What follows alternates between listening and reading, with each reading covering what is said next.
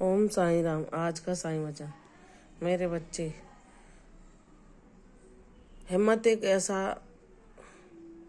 शस्त्र होता है जो हमें हर बुरी परेशानी, हर परिस्थिति, हर संघर्ष से लड़ना सिखाता है।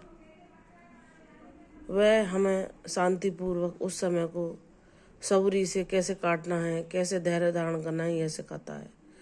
इसलिए हमको हिम्मत जरूर रखनी चाहिए, कभी उम्मीद को नहीं खोना चाहिए, कभी निराश नहीं होना चाहिए, क्योंकि बाबा की जो लीलाएं होती हैं वो मान की समझ से परे हैं, अद्भुत हैं। बाबा की लीलाओं को समझने के लिए उनकी ऊर्जा को हर पल महसूस करना, उनका नाम जाप करना, उनसे जुड़े रहना, उनकी लीलाओं को सुनना, उनकी भक्ति में डूब जाना, इस प्रकार ही उन्हें हम जान सकते हैं कि बाबा के जीवन में हमारी क्या लीलाएं हो रही हैं, बाबा के क्या अनुभव हमें मिल रहे हैं। जितना हम बाबा का सानिध्य पाना चाहते हैं उतना ही हमें भौतिक संसार से, इन स्वार्थी लोगों से सबसे दूरी बनाकर अपने मन में नाम जाप करके अपने बाबा से ही लगन लगानी चाहिए। सब कर्म करते हुए कर्मों का कभी त्याग नहीं करना चाहिए। कर्म ही पूजा है। बाबा ने कहा है कि जो आलसी होते हैं, जो अकर्मण्यता करते हैं, वे अपने पतन की ओर अग्रसर होते हैं। कर्म ही पूजा है। गीता में भी कृष्ण भगवान ने कहा है, कर्मण्येवाधिकारस्ते माँ फले सुखदाचना। कर्म ही हमें कर्म करना चाहिए और सब कुछ भगवान पर छोड़ना चाहिए। हमें कर्म में आसक्ति नहीं रखनी चाहिए, निष्काम भाव से कर्म करना चाहिए और फल की आशा कभी नहीं करनी चाहिए। फल बाबा पर छोड़ देना चाहिए कि बाबा, हम तो आपके निर्मित कर्म कर रहे हैं, आप जैसा करा रहे हैं, आप हमें जैसी बुद्धि और ज्ञान दे रहे हैं, आगे हमारे जीवन में उसका क्या परिणाम होगा वो आप जाने।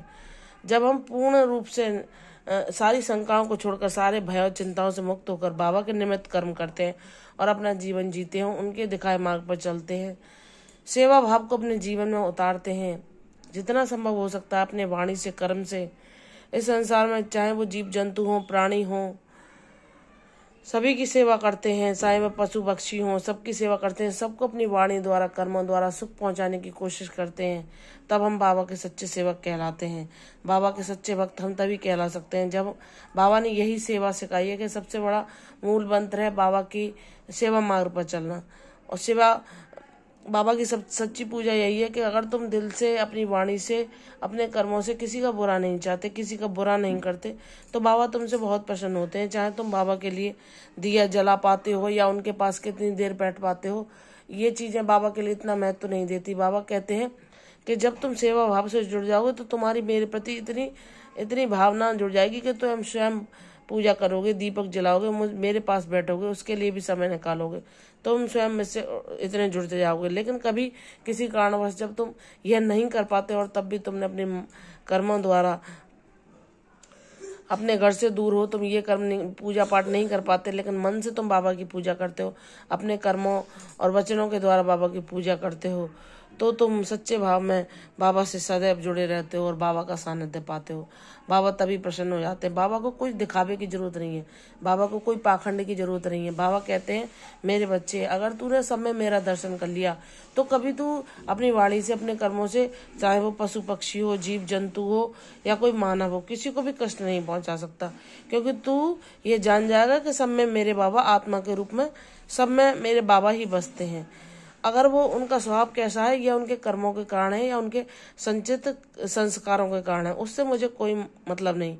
लेकिन मुझे जो नकारात्मक लोग हैं उनसे दूरी अवश्य बनाएं। लेकिन अगर मेरे पास वो आए तो मुझे उनसे दो प्यार के शब्द ही बोलने हैं, भले ही मैं अपनी ऊर्जा को उनके साथ व्यर्थ ना गवाऊं, उनके पास बैठ के उनका सानिध्य कभी ना पाऊं, क्योंकि जो जैसा होता है वही देता है। लेकिन उनको भी हमें बाबा से यही मांगना कि हे बाबा, इन्हें भी सद्बुद्धि दो, इन्हें भी सद्मार्ग दिखाओ, उनके प्रति भी कोई बुरा भाव मन में नहीं लाना और ना ही उन्हें अपनी वाणी से ठेस पहुंचाना। अगर वो तुमसे कुछ बुराई बोल रहे हैं तो वहां से चले जाओ और बाबा से कहो कि बाबा, इनका भी भला करो, इन्हें भी सद्बुद्धि दो। इस प्रकार उनके लिए भी हमें नेक विचारी अपने मन में रखने हैं।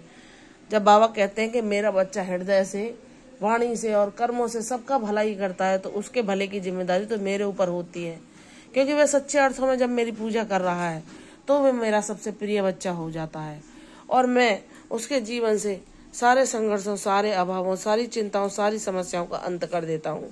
और यह जब ही संभव होता है जब उसकी मुझ पर पूर्ण निष्ठा होती है, पूर्ण विश्वास होता है।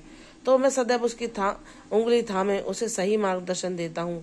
उसके अंतःकरण में प्रकट होकर उसे जब वह जानना चाहता है तो उसके सवालों को जवाब देता हूँ, उसे ज्ञान देता हूँ, उसे सद्बुद्धि देता हूँ, उसे सच्चे रूप में एक सेवक बनाता हूँ जो कि आसक्ति से दूर, भौतिकता से दूर, इस दिखावे से दूर सच्ची हृदय की शांति को पा सके और अपने मन को शांति और प्रेम में स्थिर कर सके। अपने जीवन का सार उस परमानंद की ऊर्जा को बना सके जिसे पाकर हमें किसी चीज के पाने की अभिलाषा शेष नहीं रह जाती। तो मेरे बाबा, मेरी इतनी ही बनती है, मेरे जीवन में जो कुछ भी चले या जो कुछ भी होता रहे, आपका सानिध्य मेरे जीवन का सार रहे, आपका साथ मुझसे कभी ना छूटे। और इस जीवन में कुछ भी स्थायी नहीं है, सब कुछ नश्वर है, आपका साथ ही शाश्वत है।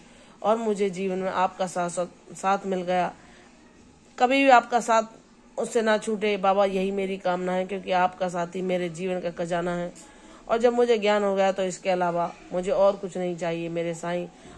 आप तो बिना मांगे ही अपने बच्चे को कोई कष्ट, सारे कष्टों को हल लेते हो।